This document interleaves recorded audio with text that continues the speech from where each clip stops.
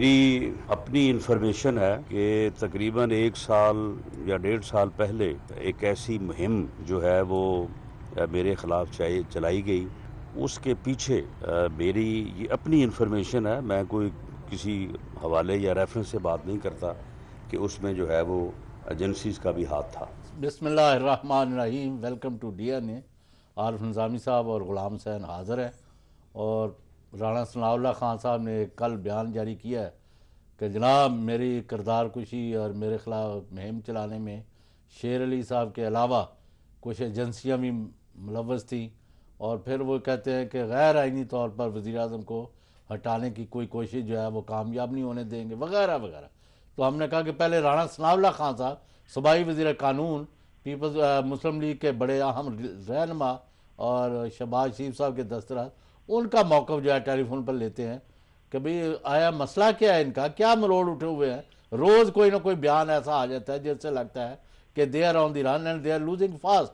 نظامی صاحب وہ رانا صاحب سے ذرا. جی رانا صاحب، یہ ایجنسیوں کا جو آپ نے ماضی میں بات کی یا آج کل آپ کو ہیرس کر رہی ہیں وہ؟ دیکھیں، یہ چل صاحب تو بادشاہ آدمی ہیں، اور وہ آج ایک کوشچن ہوا تھا کہ یہ کوئی میری طرف سے کوئی سٹیٹمنٹ نہیں جاری ہوا ہے. ایک کوشچن ہوا تھا، اور اس کوشچن کو میں نے جتنا بھی جو ہے وہ یعنی بریفلی آنسر کر سکتا تھا، میں نے آنسر اس کو جو ہے وہ کیا. یہ آپ کے علم میں ہی ہے کہ یہ میرے خلاف پریس کانفرنس ہوتی رہی کہ 20 قتل کا الزام لگا، پھر اس کے بعد آج تک وہ نہ مقتولوں کا نام پتہ چلا، نہ وہ کیسز کا نام پتہ چلا. پھر اسی طرح سے آپ کو پتہ ہوگا کہ ایک ملزم کا بیان بھی ایک عدالت میں ہوا تھا، وہ پھر آپ تک بھی پہنچا، آپ نے بھی اور دوسرے لوگوں نے بھی جو ہے وہ بات کی. تو کچھ لوگوں کے ساتھ جو وہ ہے کہ ہمارے جو معاملات ہیں، اب میں یہ نہیں کہہ سکتا کہ وہ ہماری طرف سے کوئی غلطی ہے یا ان کی کوئی پسند ناپسند ہے، لیکن بہرحال یہ چیزیں ہیں جو کہ ماضی کا حصہ بھی ہیں، اور آج کل بھی ان کی کہیں نہ کہیں جو ہے وہ کوئی نہ کوئی ٹریسز جو ہے وہ سامنے آ جاتی ہیں. لیکن اس پہ یہ ہے کہ ایک نیشنل انٹرسٹ میں پارٹی کے مفاد میں جب بھی کبھی اس قسم کی بات ہوئی ہے تو وہ میں نے اپنے پارٹی سرکلز میں یا اپنی پارٹی لیڈرشپ سے بات کی ہے، اور اس کو میں نے کبھی میڈیا کے اوپر اس سے زیادہ جو ہے وہ بات نہیں کی.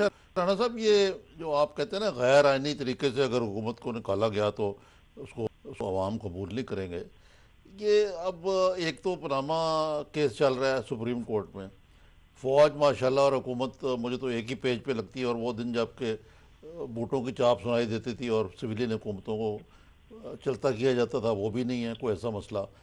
ماشاءاللہ صدر ممنون حسین جو ہیں ان کے پاس بھی اب 58(2) بھی نہیں ہے.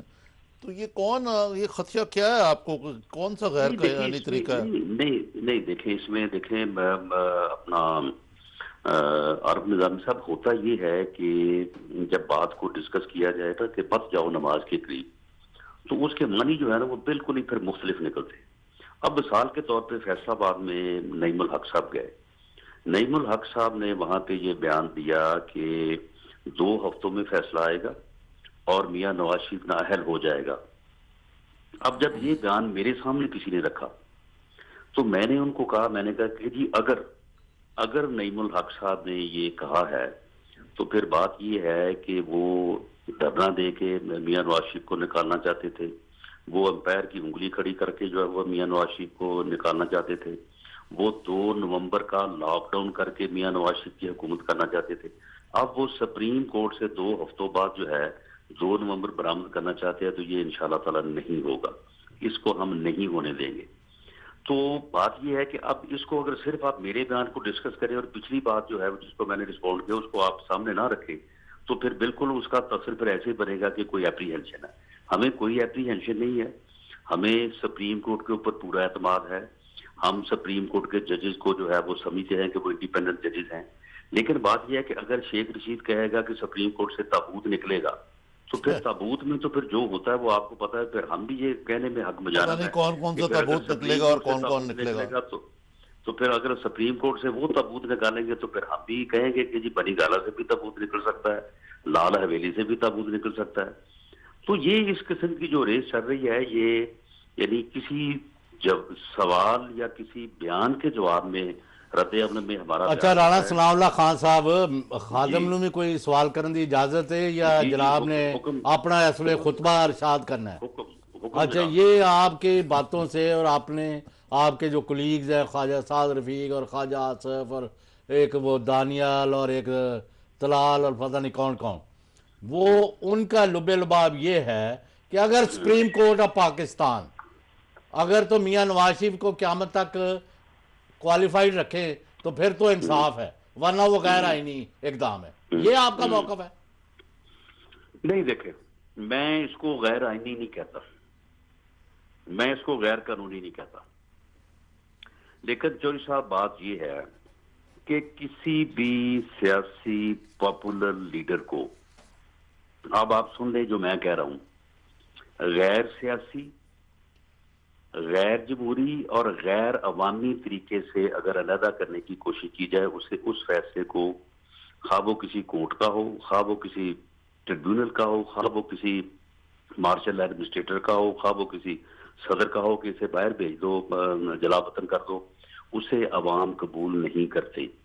ये ऐसे फैसले पिछले 70 सालों में हुए हैं। लोगों को 10 साल बाद, 9 साल बाद, 8 साल बाद जब मौका मिला, उन्होंने उसी पॉपुलर लीडर को जो है वो दोबारा चुना, उसे दोबारा इख्तियार में लेके आए। तो बात यह है कि मैं ये बात कह रहा हूँ और मैं अपने एक्सपीरियंस की बुनियाद पे कह रहा हूँ, एक पॉलिटिकल वर्कर के तौर पे कह रहा हूँ। मैं गैर आईनी, क्या जुल्फकार अली भुट्टो के खिलाफ जो है वो फैसला गैर आईनी था? आइन के मुताबिक ही था ना, सुप्रीम कोर्ट ने किया था। आप मुझे बताएं कि कौन है 20 करोड़ में से जो आज ये कहे, इवन अगर वो कोई अदलिया से मुतलका भी है, कि जुल्फकार अली भुट्टो जो है वो कातिल था, किसी ने कातिल उसको लेकिन माना? राणा साहब, एक बहुत बड़ा फ़र्क था कि जुल्फ़िकार अली भुट्टो का तो एक जुडिशल मर्डर था, उस माने में ज़ियाउल हक का आइन था, आप तो ख़ुद उस के शिकार थे उस वक़्त। आज की सूरत हाल में जबकि अदलिया यकसर आज़ाद है, अगर आपकी दलील मान ली जाए तो इसका मतलब है कि किसी मुंतखब वज़ीर आज़म के ख़िलाफ़ कोई अदलिया जो है वो कोई मुआखज़ा या कार्रवाई नहीं कर सकती, क्योंकि उनको तो अवाम ने मुंतखब किया। नहीं आरिफ निज़ामी साहब, कार्रवाई आइन और कानून के मुताबिक कर सकती है, वो 100 बार कर सकती है, लेकिन अवाम जो हैं वो किसी फैसले को मानने या ना मानने के पाबंद नहीं है। अगर अदलिया जो है वो किसी के खिलाफ फैसला करती है और अवाम जो है उस लीडर को जो है वो उस कबूलियत के दर्जे से नीचे नहीं कराते, तो इसका लेकिन राणा साहब, मेरे पास क्या इलाज? मैं आपको अर्ज़ करूँगा, मेरी नवाज शरीफ साहब से मजीद निज़ामी मरहूम मिले एक दफ़ा जद्दा जाके, तो वहाँ किसी ने कहा कि जी आप वापस जाएं, हम आपके लिए बड़ा आपके साथ हम खड़े होंगे और बड़ा कुछ होगा। तो मियाँ नवाज शरीफ ने खुद कहा उस ज़माने में कि यार ये नारा लगाते थे, कदम बढ़ाओ नवाज शरीफ हम तुम्हारे साथ हैं। जब पीछे मुड़ के देखा तो मैदान बिल्कुल खाली था। आपको पता है कि खाली तो नहीं था, नहीं तकरीबन खाली था ना राणा साहब। आप जैसे बाज क्या कहना चाहिए जो गाजी थे, या मोहतरमा कलसूम नवाज ने कोई थोड़ी सी हुर्रियत पसंदी का है, बाकी तो PMLN गायब थी। तो आप बताएं, ये पीपल्स पार्टी वाली स्ट्रगल तो आप करने से रहे। आपने मुशर्रफ के खिलाफ क्या किया, डील की ना? नहीं आरिफ निज़ामी साहब, बात ये है कि दिया फिर बुझने तो नहीं ना दिया, फिर दिया तो हमने जलाए रखा ना, आस जो है वो बनाए रखी, फिर एक दिन जो है वो फिर वो दिया जो है वो फिर एक बहुत बड़ी रोशनी में तब्दील हो गया। आप ये ना कहें पहले महीने में 12 अक्टूबर 99 के बाद मैंने आवाज बुलंद की, मुशाहद हुसैन ने आवाज बुलंद की। आप ये तो ना कहें कि किसी ने नहीं आवाज बुलंद की, हमने की। उसके बाद फिर ठीक है, पहले 6 माह जो है वो फिर बहुत ज्यादा खौफ था, बहुत ज्यादा हरास थी। उसके बाद फिर आहिस्ता आहिस्ता जो है वो पहले जो 2 साल थे, 2.5 साल, उसमें भी बहुत खौफ था, हरास था। फिर लोग राणा साहब, मैं जो है ना होते गए। राणा साहब और आरिफ निज़ामी साहब की इस राय से कतई इत्तेफाक नहीं करता कि जुल्फ़िकार अली भुट्टो का जो मर्डर हुआ था, उनको फांसी दी गई और एक सियासी मुखालिफ के कत्ल के सिलसिले में उसके वालिद को उन्होंने कत्ल कराया। नहीं गुलाम हुसैन, ये तो लीगल पार्लेंस में भी उसको जुडिशल मर्डर, उसमें ना ही जाए आप बहस। इस बात को कोई नहीं तस्लीम करता। कोई, यही तो मैं कह रहा हूँ कि इस बात को अवामी सतह पे قبولیت نہیں ملی. تو اب آپ کے کوئی بندہ ماننے کو تیار نہیں کہ پاناما کیس میں آپ کیا کوئی آپ کے پاس حقائق ہے یا آپ کا کوئی موقف ہے, اور یہ ڈان لیک میں آپ کی محترمہ مریم صاحبہ جو ہے کل کی ملک سے باہر چلی گئی ہے, اور کیونکہ رپورٹ آ رہی ہے, باغے آپ پھرتے ہیں اور الزام دوسروں پر لگاتے ہیں. رانا صاحب یہ چوری صاحب بات یہ ہے کہ اب ڈان لیک کی انکوائری کی رپورٹ صاحب نے آ جائے گی. اب دیکھیں نا پھر آپ تو بالکل ہی عمران خان سے بھی 2 ہاتھ آگے بڑھ رہے ہیں. نہیں تو میرا رائٹ ہے نا, میں آپ کے یہ نہیں جو اچھی باتیں ہیں, اگر شہباز شریف کو اچھا کام کرتا ہے تو ہمیں لوگ الزام دیتے ہیں جی آپ ان کی بڑی تعریفیں کرتے ہیں. رانا صاحب یہی تو مصیبت ہو گئی ہے کہ ہم لوگ تجزیہ کرنے کے بجائے اپنے جو خواہش کے گھوڑے ہیں وہ دوڑاتے ہیں. اب نظامی صاحب ہمارے چوری صاحب پتہ کیا کرتے ہیں, چوری غلام حسین صاحب یہ چور کو کہتے ہیں تم چوری کرو, اور گھر والے کو اٹھا کے کہتے ہیں پکڑ لو اس کو. نہیں ہوں پھر یہ جناب والا کیڑا پاسا ہے. نہیں رانا صاحح بہرحال جو آپ نے جدوجہد کی وہ اس کے ہم یہ ایک طرف میرا استعفیٰ کروانے میں شامل تھے اور دوسری طرف مجھے واپس لانے میں شامل تھے. اکیلا تو نہیں چھوڑا آپ کو؟ نہیں چھوڑا, بالکل نہیں چھوڑا. چلے ٹائم کر کے تو پھر کسی وقت رکھے آئے آپ, اس طرح ہر وقت چکر نہ دیو, پتہ لگے رانا صاحب ہی لندن روانہ ہو گئے, مریم صاحب. نہیں رانا صاحب کھڑے رہیں گے یہ مجھے پتہ ہے. Thank you sir. Thank you. یہ کیا یار آپ مرڈر کا راگ الاپنا شروع کر دیتے ہیں. رانا غلام حسین صاحب دیکھیے, آپ جو تاریخی حقائق ہے ان کو جھٹلا کیا میں کہاں تھا, اس لیے کہ آپ کے ضیاء الحق سے ذاتی تعلقات تھے, وہ تو بعد میں تھے, میرے بھی بڑے اچھے تعلقات تھے. آپ مجھے معلوم ہے کہ آپ نے اسکوپ بھی دیا تھا کہ ذوالفقار علی بھٹو کو پھانسی دی رہی ہے. نہیں پر میں نے تو نہیں ججمنٹ لکھی تھی. نہیں لیکن آپ آؤٹ آف دا وے جا کے ایک ایسی چیز کو ڈیفینڈ کر رہے ہیں جو ڈیفینسیبل نہیں ہے. کیا مطلب دیکھیں نا جو لیگل پارلس ہے نا اس میں ضیاء الحق کے کیس کو جوڈیشل مرڈر ہی کہا جاتا ہے. کہہ لیا تھی کوئی تسلی ہوگی. تو اب انہوں نے بھی یہی کہا ہے کہ ہمارا جوڈیشل مرڈر ہو رہا ہے, تو میں کیا کروں اس پر مزید بات we can agree to disagree on that. After a short break.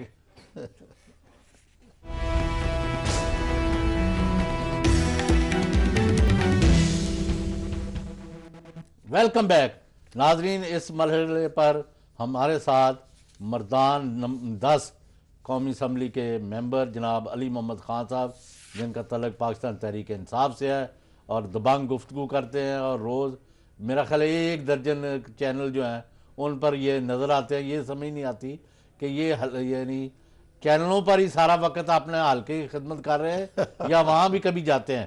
اور ویسے I am very fond of whatever he is saying, کیونکہ ملکی مفاد میں اور عوام کی خدمت کے لیے کر رہے ہیں. السلام علیکم.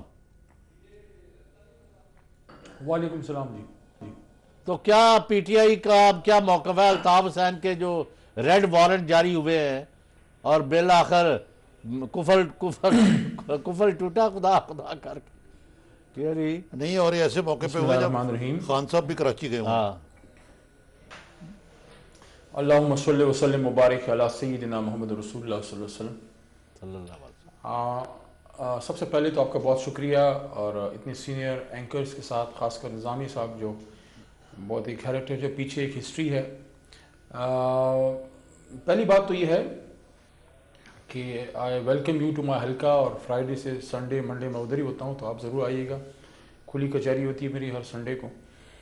جہاں تک آپ نے یہ الطاف حسین کی بات کی ہے, میں تو بڑے عرصے سے الطاف حسین کو الطاف غدار کہتا ہوں, کیونکہ جو آدمی پاکستان کے بننے کو انسان کی تاریخ کی سب سے بڑی غلطی کہے, مجھے نہیں پتا کہ پاکستان کی ہم یہ کیسے اسٹیٹ میں رہتے ہیں جو ایسے لوگوں کو اتنا عرصہ یہ برداشت کرے. سوال میرا یہ نہیں ہے, جو آپ نے سوال کیا ہے اس کا جواب میرا یہ نہیں ہے کہ انہوں نے اچھا کیا یا برا حکومت نے ریڈ وارنٹ جاری کر کے.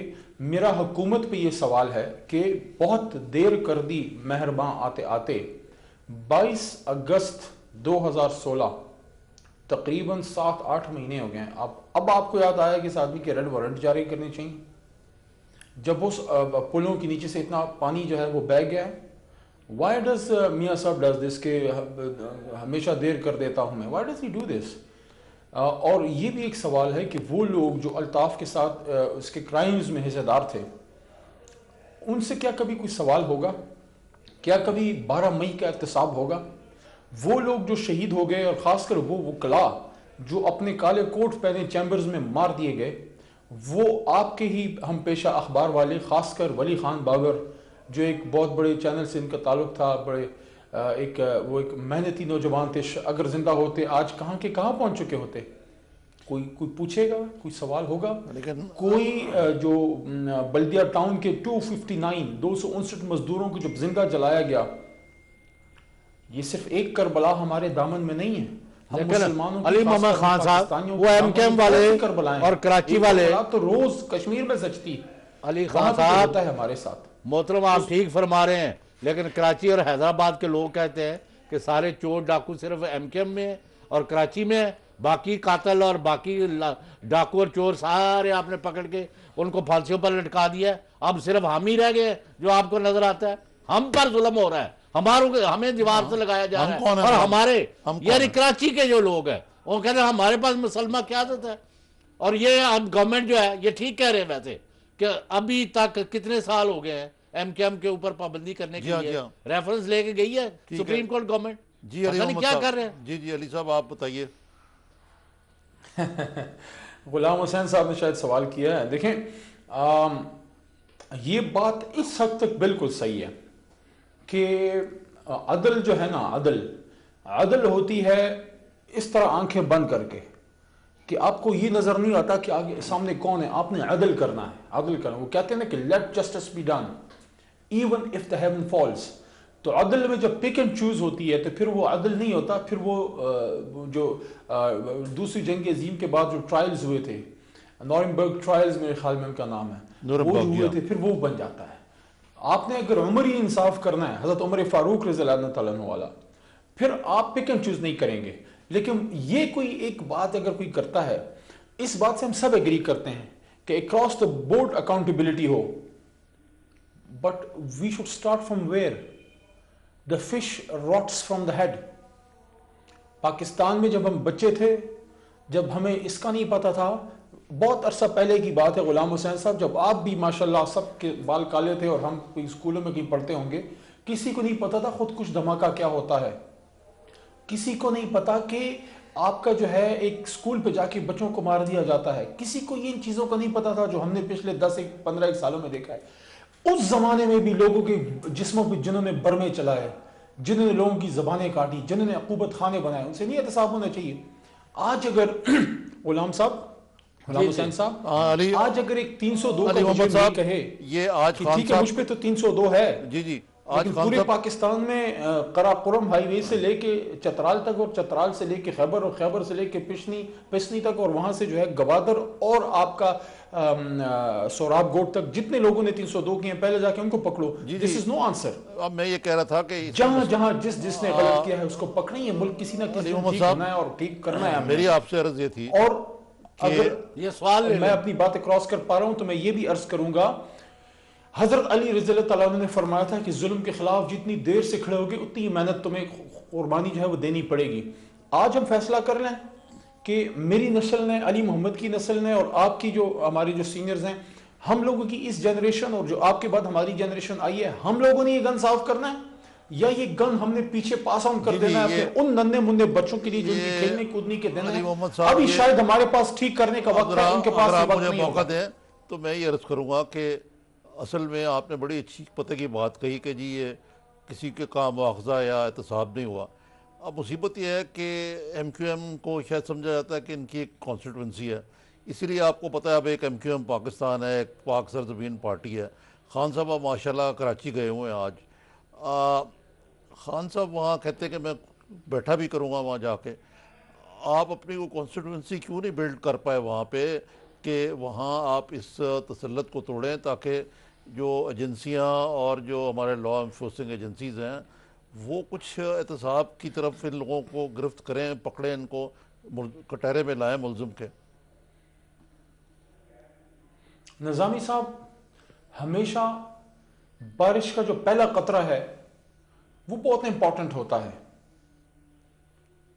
ہمیشہ جو پہلی آواز ہوتی ہے نا کہ میں نہیں مانتا، اس کے پیچھے پھر آوازیں کھڑی ہوتی ہیں۔ پہلی اذان جب خانہ کعبہ میں کھلا کے دی گئی تو اس وقت ابو جہل نے کہا کیا عمر فاروق جو ہے اس کو جو ہے نعوذ باللہ مار دیا گیا ہے، یا وہ مسلمان ہو گیا. وہ دن تھا جب حضرت عمر فاروق رضی اللہ تعالیٰ عنہ مسلمان ہو گئے تھے, سب نے کھل کے نماز پڑھی تھی. اس زمانے میں جب کراچی میں پتہ نہیں ہلتا تھا الطاف کے نام سے کے بغیر, جب ایک ابرو کے اشارے پہ پورا کراچی بند ہوتا تھا, جب ایک ابرو کے اشارے پہ لوگ محلوں کے محلے مار دیے جاتے تھے, اس زمانے میں یہ مرد مجاہد عمران خان کھڑا ہوا اور he called a spade a spade. That was the first drop of rain. یہ وہ پہلی وہ تھی نا کہ مجھے ہے حکم اذان لا الہ الا اللہ. اب آپ تحریک انصاف کی پالیٹکس کو پلیز سمجھیے. ہمارا ووٹر ہے چینج کا ووٹر. ہمارا ووٹر نکلا 2013 میں اور لاکھوں ووٹ پڑ گئے, اور الطاف کی مجبوری کیا تھی کہ وہ ان کو مار اس لیے نہیں سکتا تھا کہ اس کے اپنے ہی لوگوں کے بچے ہمارے ساتھ بیٹھے ہوتے تھے. اب اگر آپ اس کو اس طرح سے دیکھیں گے کہ اس کے بعد دیکھیں ہمارا ووٹر 2018 میں پھر نکلے گا, اور وہ خوف کا بت توڑ چکے تھے انشاءاللہ 2013 میں. اس بار آپ دیکھیں عزیز آباد میں جب الطاف کی 22 اگست کی تقریر ابھی نہیں ہوئی تھی, عزیز آباد میں 9-0 میں جہاں 3-4 بار کی سندھ میں حکومتیں بنانے والی, ملک میں حکومتیں بنانے والی پیپلز پارٹی کی ہمت نہیں پڑی کہ اپنا کینڈیڈیٹ فیلڈ کر سکیں. مسلم لیگ جو اس وقت کے وزیر اعظم, جو آج بھی وزیر اعظم ہیں, وہ اپنا کینڈیڈیٹ نہیں فیلڈ کر سکے. ہم لڑے وہاں پہ, اور آپ عمران اسماعیل سے پوچھیں ہمارے کینڈیڈیٹ سے, وہ آپ کو بتائیں گے کہ ایسا ہوا کہ لوگوں نے کہا ہم ووٹ آپ کو دیں گے لیکن قریب مت آئیے کیونکہ بیمار دیا جائے گا. علی محمد خان وہ فضا نہیں ہے اللہ تعالیٰ کے فضل سے. آپ 2018 میں نئی اگر ہم آپ سے دیکھیں گے, علی خان صاحب بھی بات کراچی کے پاس آپشن بھی نہیں ہے. چلیں بریک کے بعد پھر ان سے مزید پوچھتے ہیں آفٹر شارٹ بریک.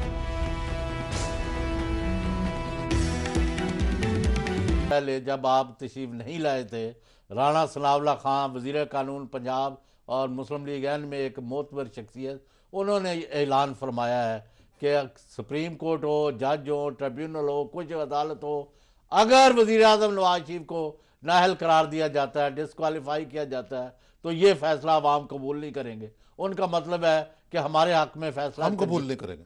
ہم قبول نہیں کریں گے.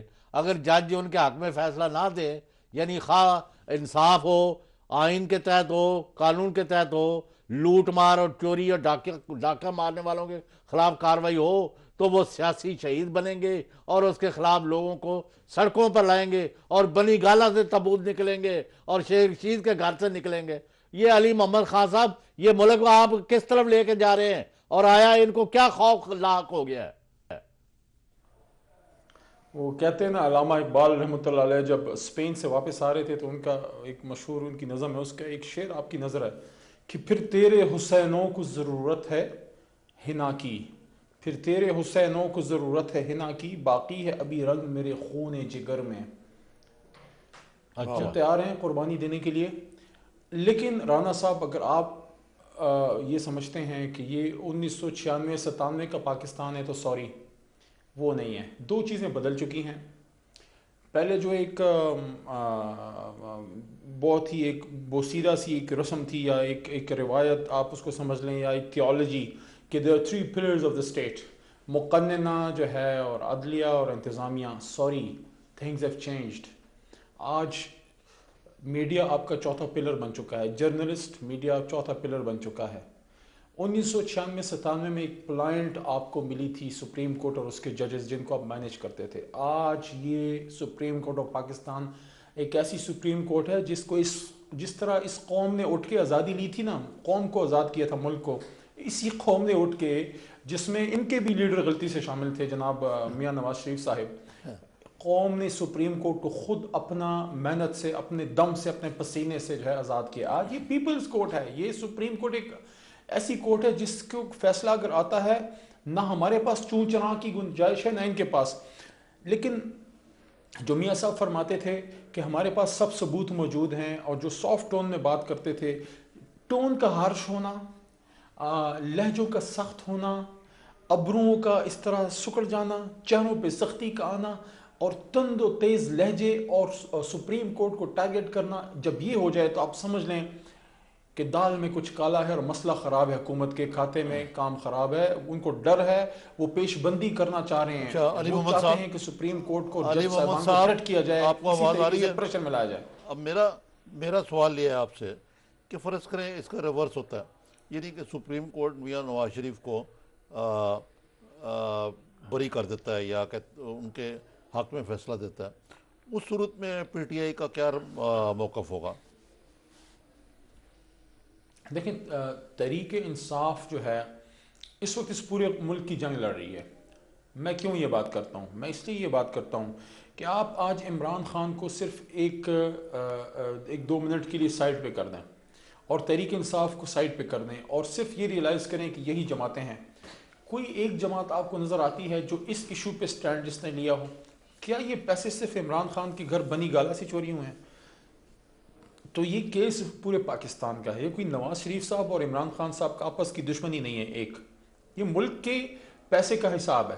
دوسرا، سپریم کورٹ آف پاکستان جو ہے جو فیصلہ کرے گی ہم اس کو قبول کریں گے، لیکن ابھی تک جو کارروائی نظر آ رہی ہے سپریم کورٹ کے فیصلے سے پہلے ہی حکومت اپنے اوسان خطا کر کے جج صاحبان کو تھریٹ کر کے، آپ مت بولیے سعد رفیق صاحب کا بیان، آپ مت بولیے رانا صاحب کا بیان، کل کا پرویز رشید صاحب کا بیان، طلال چودھری صاحب کے بیانات، اور واہ واہ جو ان کے ایک اور سٹالورٹ ہیں جو وزارت کے امیدوار ہیں، تو ان کے بیانات آپ نہیں سمجھتے کہ عدالت سے باہر ہی یہ اپنا مقدمہ ہار اچھا علی محمد صاحب، ایک سوال اور ہے میرا مبتلا ہو کے کہ آج وفاقی کابینہ نے 33 نکاتی ایجنڈا جو ہے وہ اس کا منظوری دی ہے، اور اس میں الیکشن کمیشن کے کافی اصلاحات ہیں کہ جہاں 10% سے کم ووٹنگ ہوگی وہاں ریکاؤنٹنگ ہو سکے گی. خواتین کے حوالے سے انہوں نے کہا کہ 10% ان کا ووٹ ہونا چاہیے، اور بھی الیکشن اصلاحات کا اعلان کیا ہے، اور انہوں نے کہا کہ الیکشن سے پہلے الیکشن کمیشن صاف شفاف الیکشن کرنے کے لیے ایک پورا پلان دے گا. تو اس میں یہ آپ بھی قومی اسمبلی کے رکن ہیں، اس میں کوئی بائے پارٹیزن یا ساری اپوزیشن جماعتوں سے مل کر کوئی پلان بن رہا ہے یا یہ حکمران جماعت کا پلان ہے صاف شفاف الیکشن کرانے کا؟ وہ کیا وہ شعر ہے کہ اٹھا پہ کل کے رکھتے ہیں شرافت کا لبادہ، جہاں کہیں لقمہ تر جو ہیں وہ دیکھتے ہیں. بات یہ ہے کہ آپ کیا سمجھتے ہیں کہ وہ شخصیت یا وہ شخص یا وہ لوگ جو ایک نظام کے پروردہ ہیں، آپ نے کبھی دیکھا ہے کہ کوئی اپنی جڑیں خود سے کاٹے؟ یہ نہیں کاٹیں گے. گویا کہ ان کو کوئی امید نہیں ہے کی پیداوار ہے. اب یہ اس کا حل کیا ہے؟ دیکھیں، ایک طریقہ ہے جس کے ذریعے نکل کے یہ لوگ حکومتوں میں ہیں، وہ ہے یہ رگڈ سسٹم، یہ گندا سسٹم جس کے تحت یہ پاس ہوتے ہیں. یہ کبھی بھی یہ کیوں چاہیں گے اس کو چینج کرنا؟ وہ لوگ چاہیں گے جو آؤٹ سائڈر ہیں اسٹیٹس کو کے، جو چاہتے ہیں کہ مڈل کلاس کو ایک اوپننگ ملے اس ملک میں، اور یہ جو سیاست چندوں کے گھر ایک باندی بن کے بیٹھ گئی ہے، اس کو عوام کی امانت کو عوام کے پاس لوٹا دیا جائے. مجھے یہ بتائیے نظامی صاحب اور غلام حسین صاحب، یہ جو ریفارمز ہیں اس میں الیکٹرانک ووٹنگ مشینز پہ کیا ہے؟ اس پہ biometric system of voting پہ کیا ہے؟ اس میں آپ مجھے یہ بتائیے وہ اوورسیز پاکستانیز جو آپ اور میرا ہم سب کا اثاثہ ہیں کیوں ڈرتے ہیں ان کی ووٹنگ سے؟ وہ لاکھوں لوگ جو آپ پاکستان کے جو باہر ہیں ان کو اس سسٹم میں لانے کے لیے کیا ہے؟ آپ کا پولنگ بوتھ سے لے کر آر او اور جہاں کنسولیڈیشن ہوتی ہے، جہاں جہاں اس میں سسٹم کو ہائی جیک کرنے کے نقصانات کی جو جگہ ہیں اس کو فول پروف طریقے سے ختم کرنے کے لیے کیا ہے؟ علی صاحب ایک بریک کے بعد آپ کی بات کرتے ہیں، آپ نے شارٹ بریک.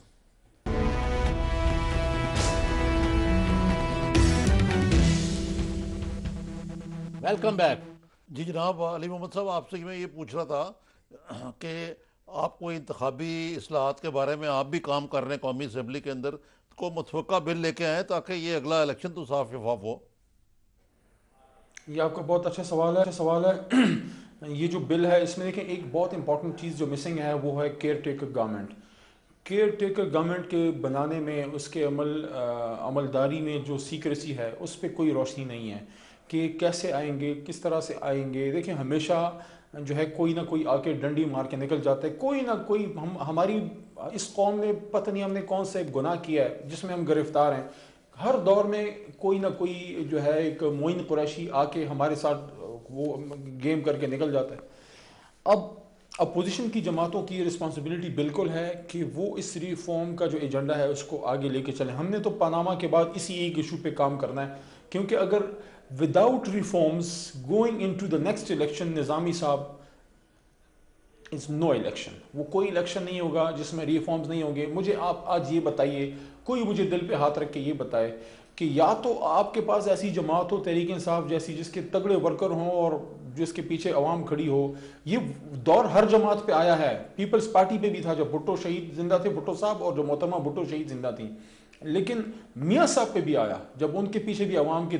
لیکن مجھے یہ بتائیں, آج کے پاکستان میں اگر ریفارمز نہیں ہوتے, سسٹم ٹھیک نہیں ہوتا, کوئی عام آدمی, کوئی انجینئر, کوئی ڈاکٹر, کوئی وکیل, مڈل کلاس کا کوئی بندہ, کوئی سفید پوش آدمی سوچ بھی سکتا ہے کہ وہ قومی اسمبلی کا الیکشن لڑے گا؟ تو یقیناً اس کو عام آدمی کے اس میں کیسے لے گئے کہ عام آدمی کا بچہ یہ ضرور سوچتا ہے کہ میں سی ایس ایس ٹاپ کروں گا, میں فوج میں جاؤں گا, میں نیوکلیئر سائنٹسٹ بنوں گا, لیکن کوئی لائے نا ریفارمز, ایم این اے آپ ریفارمز لائے نا اسمبلی کے اندر, یہ تاکہ یہ معاملہ جو ہے انشاءاللہ. جی بالکل نظامی صاحب, تحریک انصاف اس پہ کام کر رہی ہے, اور یہ مت سمجھیے کہ ہم پاناما میں بزی ہیں اور ہمارا پیچھے ہم بیک چینل میں اپنا ہمارا ورک جاری ہے. اور آپ جلدی دیکھیں گے ہمارا جو پروپوز ڈرافٹ ریفارم بل ہے, جلدی آپ نیکسٹ سیشن میں, اس سے اگلے سیکشن میں آپ دیکھیں, سیشن میں تحریک انصاف ڈالے گی. لیکن ایک بات میں کلیئر آپ کہہ دوں آج آپ کو, جتنا مسلم لیگ نواز جو ہے وہ سٹیٹس کو کی جماعت ہے اور تبدیلی نہیں چاہتی اس سسٹم میں, اتنا ہی کوئی اس کو مانے نہ مانے, خوش ہو ناراض ہو, چاہے مجھے, میں وہی بات کروں گا نا, وہ کہتا ہوں, وہ کہتے ہیں نا, کہتا ہوں وہی بات سمجھتا ہوں جسے حق, میں زہر حلاحل کو کبھی کہہ نہ سکا قند. علی صاحب یہ تو آپ نے بہت اچھی بات کہی, اور کبھی بھی نہیں چاہیے کہ سن میں ہاری کا بچہ کھڑا ہو جائے. یہ آپ نے بڑی اچھی بات کی, لیکن آپ بتائیے کہ آپ کو حق بات کہنے کی آزادی ہے اپنی پارٹی کے اندر؟ بالکل مجھے آزادی ہے, اور میں یہ سمجھتا ہوں کہ جب وقت گزرے گا تو اور جماعتوں میں بھی یہ رجحان آئے گا. آپ تا قیامت لوگوں کو غلام نہیں رکھ سکتے. پیپلز پارٹی میں اور مسلم لیگ میں بھی وہ دور ضرور آئے گا جب کوئی کھڑا ہو کے سوال کرے گا میاں صاحب سے کہ میاں صاحب میں ہوں تو آپ کا سپاہی, لیکن ذرا مجھے پلیز بتائیے گا, جس طرح کیمرون سے پوچھا گیا کہ میاں صاحب یہ پاناما میں پیسے کس کے ہیں, ہمیں اعتماد ملے پھر ہم آپ کو جواب دیں گے. دانیال عزیز صاحب اور طلعت چودھری بھائی کی طرح نہیں. چلیں جی, ہمیں بڑی خوشی ہوئی کہ آپ کی پارٹی میں جمہوریت ہے اور آپ بڑی دبنگ طریقے سے بات بھی کر سکتے ہیں اور ریفارمز بھی لے کے آئیں گے. علی محمد صاحب, آپ کا بہت بہت شکریہ کہ آپ نے وقت دیا, اور کافی معاملات پہ آپ نے بڑی اچھی گفتگو کی, خاص طور پہ بلکہ میں کہوں گا کہ شاعرانہ گفتگو کی ہے. آپ کا دوبارہ شکریہ. تو جی غلام حسن صاحب بڑے آرٹیکولیٹ ہیں اور بات کھل کے کرتے ہیں, اور یہ نئی جنریشن کے جو لوگ آ رہے ہیں پڑھے لکھے لوگ ہیں اور لوٹے بھی نہیں ہیں. ناظرین, آج ہمارے پروگرام کا وقت ختم ہوا جاتا ہے. آج رانا ثناء اللہ صاحب سے جو گپ شپ ہوئی, اس سے یہ انہوں نے بلی تھیلے سے باہر آ گئی کہ وہ جو ہم کہتے تھے کہ وہ ان کا مراد کیا ہے کہ اگر نواز شریف کو نکالا گیا غیر جمہوری طریقے سے تو عوام اٹھ کھڑے ہوں گے, تو اس سے ان کی مراد یہ ہے, جو ہم نے اس کو ٹرانسلیٹ کیا ہے, کہ عوام سے مراد ہے کہ پی ایم ایل این کسی ایسے فیصلے کو قبول نہیں کرے گی جو ان کو قبول نہ ہو ان کی پارٹی کو, اور اس کو ریزسٹ کرے گی. یہ الگ بات ہے کہ ان کے پاس ریزسٹ کرنے کی کتنی صلاحیت ہے, ابھی تک تو اس کا مظاہرہ نہیں کر پائے. دیکھیے آئندہ وہ کیا کر پاتے ہیں. پی ٹی آئی کے رہنما علی محمد صاحب سے بھی بات چیت ہوئی ہے آج. وہ تو بڑے پر امید ہیں کہ الیکشن اصلاحات بھی آئیں گی اور ایم کیو ایم کا بھی مواخذہ ہوگا. ان کی گفتگو بڑی شاعرانہ اور مدبرانہ بھی تھی, لیکن جو معاملات جو ہیں وہ ابھی بہت کچھ عبور کرنے کے لیے, بہت کچھ آگے کرنے کو بھی ہے, اور اتنا آسان نہیں جتنا کہ دعوے کر دینا ہے. مثلا ان کا یہ کہنا کہ پی ٹی آئی میں جمہوریت ہے اور وہ بات کہنے کی آزادی ہے, لیکن خود علی احمد جو ہیں ان کو ایک دفعہ اس معاملے میں سرزش ہو چکی ہے. ناظرین, خدا حافظ. کل انشاءاللہ آپ سے دوبارہ ملاقات ہوگی.